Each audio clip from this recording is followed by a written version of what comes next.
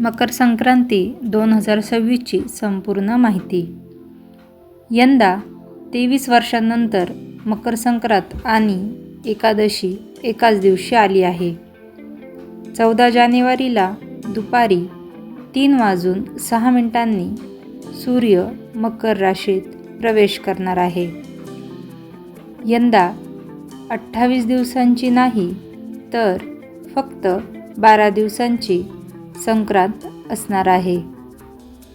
पुण्यकाळाची सुरुवात सकाळी 8:42 सुरू होईल.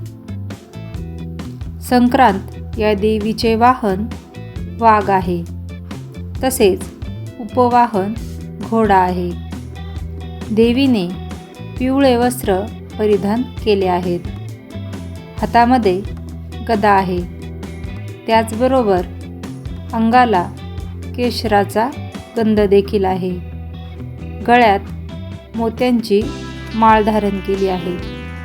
त्याचबरोबर देवी कुमारी बसलेल्या अवस्थेत आहे.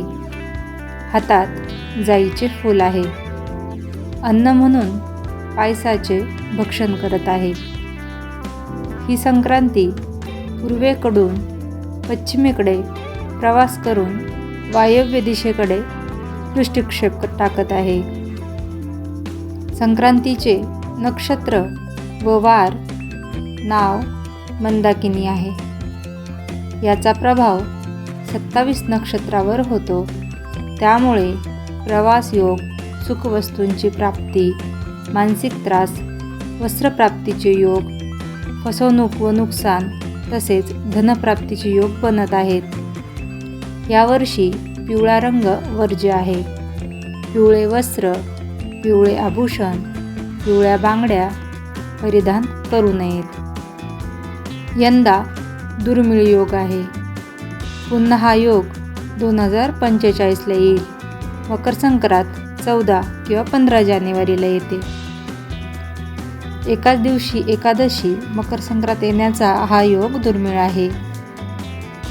यानंतर असा योग 14 जानेवारी 2045ला येईल.